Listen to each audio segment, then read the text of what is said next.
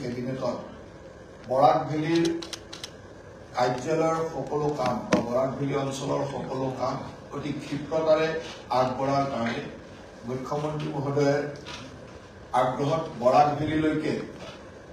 অতি সঘনাই যাতে মন্ত্ৰীসকল গৈ থাকে তাৰ কাৰণে এটা সিদ্ধান্ত লোৱা হৈছে। বৰাক ভেলীৰ তিনিওখন ডিষ্ট্ৰিক্টত অভিভাৱক মন্ত্ৰী হিচাপে পীযুষ হাজৰিকা আৰু মই নিজে আছো। আমি ৰেগুলাৰলি তাত গৈ থাকো বা অভিভাৱক মন্ত্ৰী হিচাপে নিজৰ দায়িত্ব পালন কৰি থকাৰ উপৰিও আজি কেবিনেটে সিদ্ধান্ত লৈছে যে প্ৰতি মাহতে দুগৰাকীকৈ মন্ত্ৰী বৰাক ভেলীৰ তিনিওখন জিলা 3 দিনকৈ থকাকৈ ভ্ৰমণ কৰিব আৰু দুয়োগৰাকী মন্ত্ৰীয়ে গৈ বৰাক ভেলী অঞ্চলৰ প্ৰতিখন জিলাৰ নিজৰ ডিপাৰ্টমেণ্টৰ উপৰিও প্ৰতিটো বিভাগৰ কাম কেনেকৈ চলিছে সকলো ধৰণৰ ৰিভিউ ল'ব। 3খন জিলা ভ্ৰমণ কৰিব, MLA MP বা তাৰ জনপ্ৰতিনিধিসকলক লগ কৰিব, সামাজিক সংগঠন বা সামাজিক যিসকলৰ লগত আলোচনা কৰিব লগা আছে তেনেকুৱা লোকসকলক লগ কৰিব, DC SP জিলা আয়ুক্ত আৰু আৰক্ষী অধীক্ষকৰ লগত ডিপাৰ্টমেণ্টৰ সকলো কথা আলোচনা কৰিব আৰু যি ধৰণৰ তাত এক্টিভিটি চলি আছে অসমৰ চৰকাৰৰ উন্নয়নৰ কাম চলি আছে এই কথাবিলাক চাব। গতিকে এই ধৰণৰ এটা বৰাক ভেলীৰ সামগ্ৰিক উন্নয়নৰ বা তাত চলি থকা কামসমূহৰ ক্ষিপ্ৰতা আনিবৰ কাৰণে এই ধৰণৰ সিদ্ধান্ত লোৱা হৈছে আৰু প্ৰতি মাহতে দুগৰাকীকৈ মন্ত্ৰীক সেই ধৰণৰ দায়িত্ব দিয়া হৈছে। সেই অনুযায়ী আগষ্ট মাহত ৰঞ্জিত কুমাৰ দাস ডাঙৰীয়া, ছেপ্টেম্বৰ মাহত অতুল বৰা ডাঙৰীয়া আৰু উৰ্খাও গৌৰৱ ব্ৰহ্ম ডাঙৰীয়া, অক্টোবৰ মাহত চন্দ্ৰমোহন পাটোৱাৰী আৰু কেশৱ মহন্ত ডাঙৰীয়া,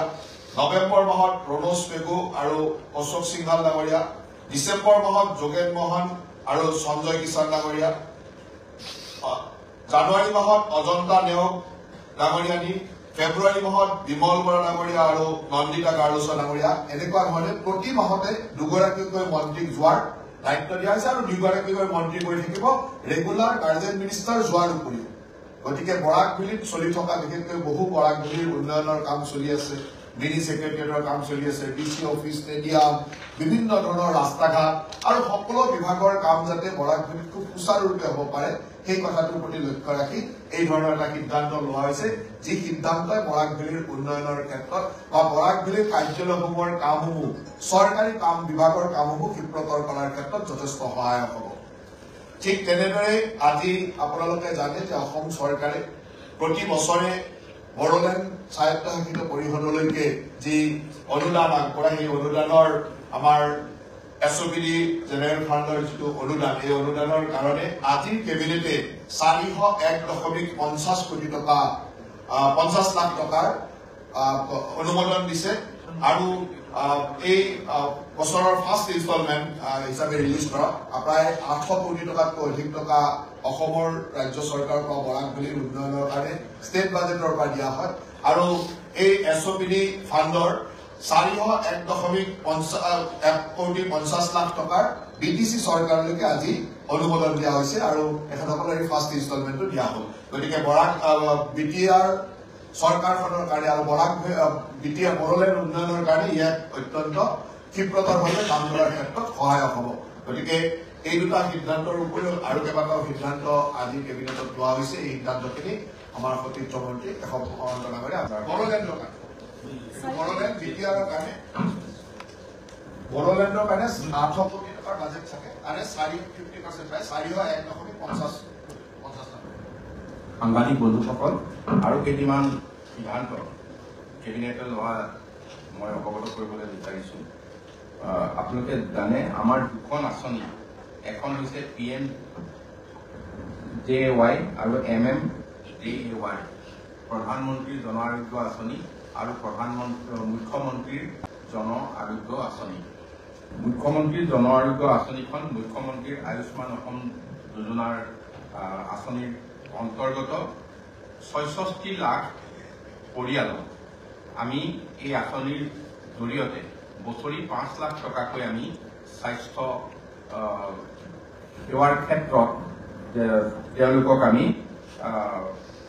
যিটো ইঞ্চুৰেঞ্চ দি আছো সেইটো পাই আছে। গতিকে এই দুইখন আঁচনিৰ ক্ষেত্ৰত আজি আমাৰ অটল অমৃত ছচাইটিয়ে এই দুইখন আঁচনি অসমত ৰূপায়ণ কৰি আছে আৰু আজি তাৰ বাবে 375 কোটি টকা এই আঁচনিৰ কাৰণে মুকলি কৰি দিয়া হৈছে যাতে সকলো লোকে সুচাৰুৰূপে চিকিৎসালয়লৈ গৈ এই স্বাস্থ্য সেৱাৰ সুবিধা উপলব্ধ কৰিব পাৰে আৰু চিকিৎসালয়সমূহেও যাতে তেখেতসকলৰ ক'ৰবাত যদি অনাদায় টকা পইচা আছে সেইখিনি অতি সোনকালে পোৱাৰ কাৰণে এইটো আজি সিদ্ধান্ত লোৱা আছে। ঠিক তেনেধৰণে আৰু এটা ক্ষেত্ৰত আপোনালোকে জানে যে আসাম কেঞ্চাৰ কেয়াৰ ফাউণ্ডেশ্যন যাৰ অধীনত ছেকশ্যন 8 কোম্পানী অসম চৰকাৰ আৰু টাটা ট্ৰাষ্ট ইয়াক মিলি পেলাই আমাৰ ইতিমধ্যে 18খন কেঞ্চাৰ হস্পিটেলৰ ইতিমধ্যে আমাৰ 8খন কেঞ্চাৰ হস্পিটেল ইতিমধ্যে কৰ্মৰত হৈ আছে আৰু বাকীকেইখন আণ্ডাৰ কনষ্ট্ৰাকশ্যন আৰু ইয়াৰ ভিতৰতে অসম চৰকাৰে তাত 2531 কোটি টকা দিবলৈ থিৰাং কৰিছিল আৰু টাটা ট্ৰাষ্টৰ পৰা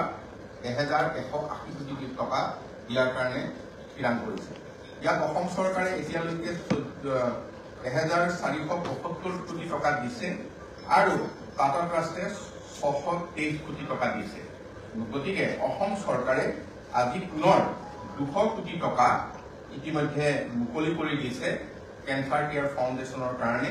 যিখিনি কেঞ্চাৰ কেয়াৰ হস্পিটেল নিৰ্মাণৰত অৱস্থাত আছে তৎকালীনভাৱে এইখিনি নিৰ্মাণ সম্পূৰ্ণ কৰিবৰ বাবে। গতিকে ইয়াৰ লগতে আৰু এটা সিদ্ধান্ত গ্ৰহণ কৰা হৈছে। এই সিদ্ধান্তটো হৈছে যে CNG ইতিমধ্যে আমাৰ আপোনালোকে সকলোৱে গম পাইছে যে পলিউশ্যন লেভেলটো ৰিডিউচ কৰিবৰ কাৰণে ইতিমধ্যে আমাৰ অসম চৰকাৰৰ তৰফৰ পৰা আসাম ষ্টেট ট্ৰেন্সপৰ্ট কৰ্পৰেশ্যনৰ তৰফৰ পৰা 100টা CNG ষ্টেচন ইতিমধ্যে নিৰ্মাণ কৰিবলৈ প্ৰস্তুত কৰা হৈছে, তাৰে কিছু আগবাঢ়িছে আৰু CNGৰ ক্ষেত্ৰত ভেট লোৱা হৈছিল 14.5%। এতিয়া CNGৰ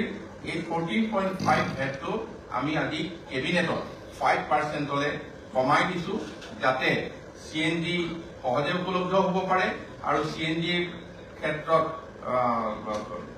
অধিক যান বাহন চলাৰ কাৰণে যাতে কম পইচাত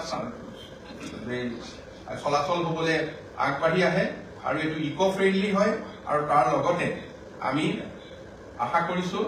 যে পেট্ৰল ডিজেল ইয়াতকৈ তেতিয়া কম খৰচ হ'ব, আমাৰ পলিউশ্যনটো কিছু নিয়ন্ত্ৰণ হ'ব। গতিকে আমাৰ কেবিনেটত এই তিনিটা গুৰুত্বপূৰ্ণ সিদ্ধান্ত আপোনালোকৰ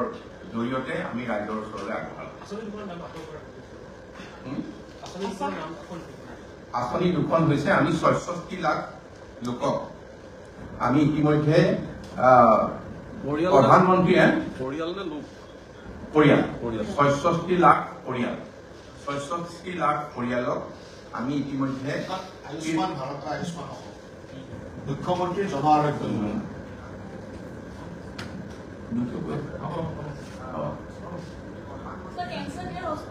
নহয়, দুখন আঁচনি, এখন প্ৰধানমন্ত্ৰীৰ জন আৰোগ্য আঁচনি আৰু ইখন হৈছে মুখ্যমন্ত্ৰী জন আৰোগ্য আঁচনি। এই দুইখনত 66 লাখ পৰিয়াল, প্ৰধানমন্ত্ৰীখনত 30 লাখ, মুখ্যমন্ত্ৰীখনত 36 লাখ, সৰ্বমুঠ 66 লাখ পৰিয়াল। কেঞ্চাৰ কেয়াৰৰ বাবে এতিয়ালৈকে অসম চৰকাৰে 1475 কোটি টকা দিছিল, আজি আৰু 200 কোটি টকা দিছে। 1675 কোটি টকা আমাৰ অসম চৰকাৰৰ তৰফৰ পৰা দিয়া হৈছে আৰু টাটা ট্ৰাষ্টৰ তৰফৰ পৰা 625 কোটি টকা দিয়া হৈছে আৰু ইয়াৰ দ্বাৰা 18খন কেঞ্চাৰ হস্পিটেল সম্পূৰ্ণ হ'ব, তাৰে 8খন কৰ্মৰত হৈ আছে।